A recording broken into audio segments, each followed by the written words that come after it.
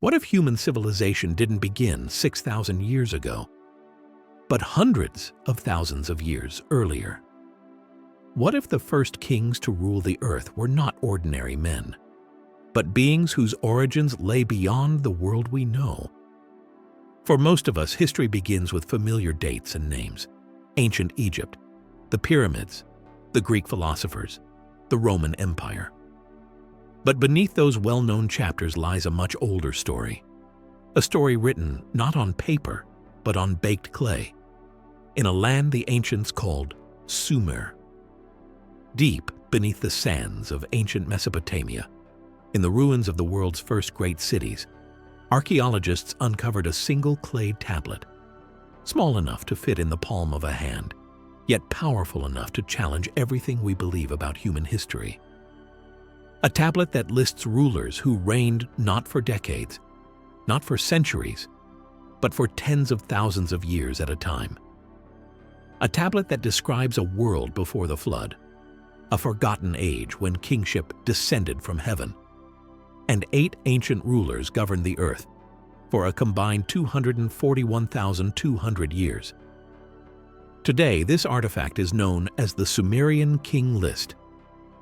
To many scholars, it is a curious myth, to others, a coded memory, and to a growing number of researchers, it may be a faint echo of an age lost to time, an age when gods and humans shared the same horizon. But what exactly is the King List? Who wrote it, and why? Why does it contain reigns that seem impossible? And why do so many ancient cultures tell similar stories of long-lived rulers, great floods, and kings from the heavens? To answer these questions, we must travel back to the dawn of archaeology, back to the moment when a small clay tablet began to unravel the very foundations of human history. The story begins in the early 1900s. Mesopotamia, modern-day Iraq, was a treasure trove for archaeologists. Expeditions from the University of Pennsylvania and the Oriental Institute were digging through ancient mounds, bringing to light temples, libraries, and long-forgotten cities whose names had vanished from human memory. In the ancient Sumerian city of Nippur, a team of archaeologists sifted through the ruins of a collapsed building.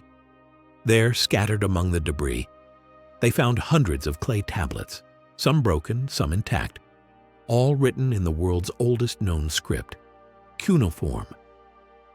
Most of these tablets were mundane, lists of grain, taxation records, school exercises, ritual instructions. They belonged to the everyday machinery of a complex bureaucratic society. But one tablet was different.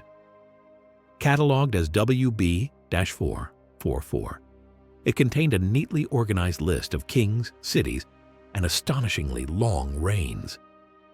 Its opening line read, "When kingship descended from heaven, kingship was in Eridu." The archaeologists were stunned. This wasn't a mythological poem. It wasn't a religious hymn. The style and layout showed that it was meant to be read as a chronological document, a record of rulers and their cities. A chronicle, a timeline, a sequence of kings stretching from the very beginning of civilization to the dynasties that would shape Mesopotamia for millennia. Yet the numbers made no sense. The first king, Alulim, was said to have ruled for 28,800 years.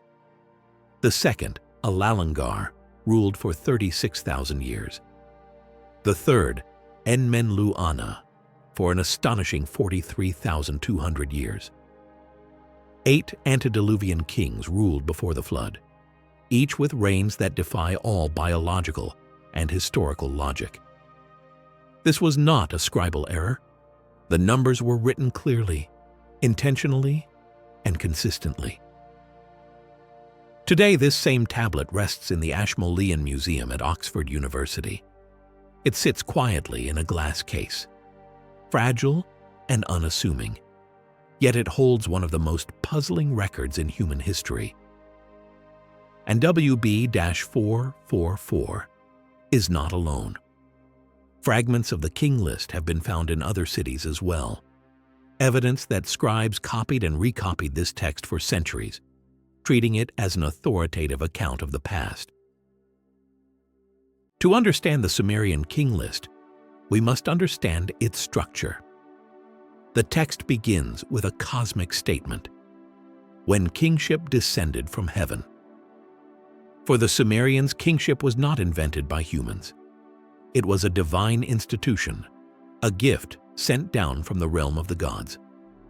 The list then describes the earliest cities of Sumer, each briefly taking its turn as the seat of royal power: Eridu, Bad Tabira, Larak, Sippar, Shuruppak. Each city hosts a single king, and each king rules for a staggeringly long period. These early rulers are known as the antediluvian kings, the kings before the Great Flood. The text is formulaic, almost liturgical. In Eridu, Alulim became king and ruled for 28,800 years. Alalngar ruled for 36,000 years. Two kings. They ruled for 64,800 years. City by city, king by king, the list advances through deep time, until it reaches a simple, devastating line. Then the flood swept over. With that sentence, the first age ends, an age of godlike rulers and impossible lifespans. After the flood, kingship descends from heaven once more, but now it belongs to a different world. The list continues with human dynasties, rulers whose reigns shrink from thousands of years to hundreds, then to decades, and eventually to the span of a single lifetime. The King List, therefore, is divided into two realms: the mythic age, divine or semi-divine rulers before the flood; the historical age, human kings after the flood. This dual structure is the heart of the mystery. It invites the question: where does myth end and history begin? When the waters receded, the world of the antediluvian kings was gone forever. What rose in its place was a new age, rougher, smaller, more human. The very first post-flood king in the Sumerian King List is a man named Jushur of Kish. His reign? 120 years. Still extraordinary by modern standards, yet infinitely closer to our reality than the 30,000-year rulers that came before him. It is here, after the flood, that the King List begins to intersect with archaeology. Names once thought mythical start appearing on clay tablets, on broken monuments, on fragments pulled from ancient ruins. Etana, described in legend as the man who ascended to heaven. En-me-barage-si, the first king confirmed by independent inscriptions, his name carved into stone by hands 5,000 years old. And then comes the most famous figure of all, Gilgamesh, the hero king of Uruk, 2/3 divine, 1/3 human, a ruler who stands at the threshold between myth and recorded history. The cities of Mesopotamia, Kish, Uruk, Adab, Larsa, Isin, rise and fall in rapid succession. Power shifts like the course of a river. Dynasties flare brightly and vanish into the dust. Yet through all this change, one idea remains eternal: kingship, a sacred institution the Sumerians believed had once descended from the heavens. And the deeper archaeologists dig, the more the King List's strange structure becomes clear. At the beginning lies a world of gods and impossible reigns. At the end lies a world we recognize, a world of walls, wars, trade, inscriptions, and tombs. The Sumerian King List does not simply record rulers. It charts the transition from a cosmic age of immortals to the fragile reality of human history. For 5,000 years, the Sumerian King List has waited in silence.